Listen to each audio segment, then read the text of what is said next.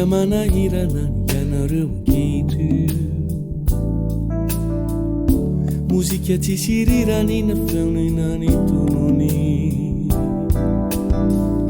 Tsy misy misahirana ikarokako toy ny taloha. Mihirahira vilana ka mampatilo sofina. Hira tsy miady rimany any sasany. Mihirahira toy ny simany ankabeazany. Tsisy fantatra mihitsy izay ambarany to teny sino. Militeniteny foana kony ampahany. Tenindrazana vazano avadibadiny. Tena very ilay fanama malagasy maizy anareo. Matsiaro ny vahiny aho ka manembonemboniry. Ny angolanay taloha dia vitsy foana ianareo no mahay. Fanankaja daholo ireny ankehitriny. Sa nitobaka loatra ro ny kalovahiny.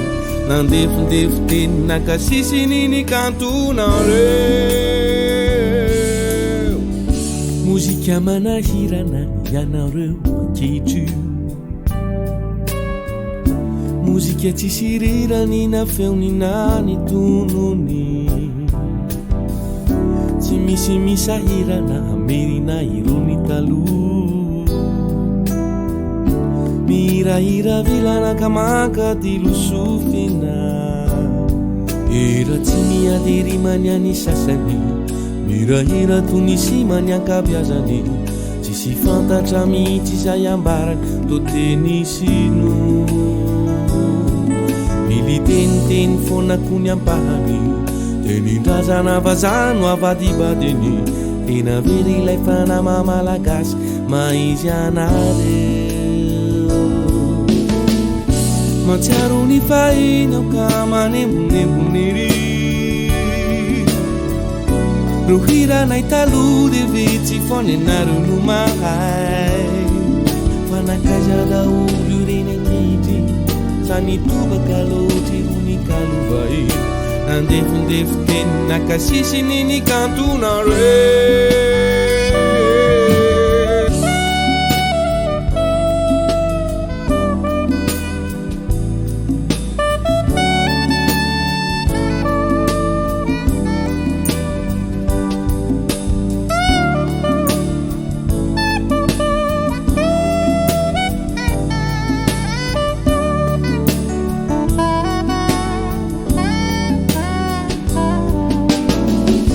Matsiaro ny fahiny aho ka manembonemboniry. Ny angolanay taloha dia vitsy foana ianareo no mahay. Fanankaja daholo ireny ankehitriny. Sa nitobaka loatra ro ny bazovahiny.